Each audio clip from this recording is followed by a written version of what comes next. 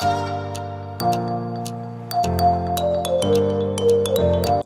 everyone, my name is Cam, and welcome to another RAMShard Minecraft plugin tutorial. Before we get started, be sure to drop a like and subscribe for more tutorials. Hopping into this, be sure to install the CoreProtect plugin first. If you don't know how, look to the top right for the iCard on how to install plugins.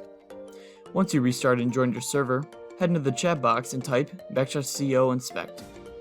This command will toggle the inspector.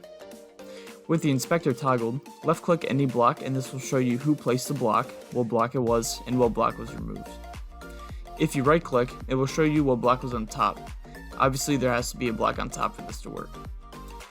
Cool tip for the inspector tool, if you click on a chest, it will show you what was added and removed from the chest. This command works on most toggleable items such as doors, gates, and even levers.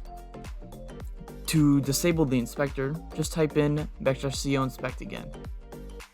Another useful command you can use is the lookup command. This command lets you see what a player has done for a certain amount of time.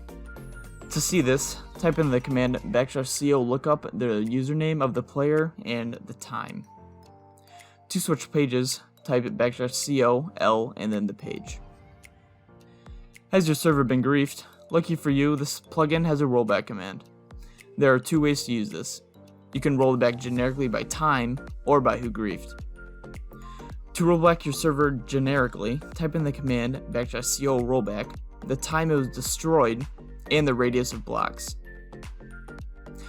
To roll back your server by user, type in \co rollback, the username of the griefer, the time it was destroyed, and the radius of blocks. This command rollbacks what the player has touched and the radius you specified. Now that is how you can easily use the CoreProtect features on your Minecraft server. Thanks for watching.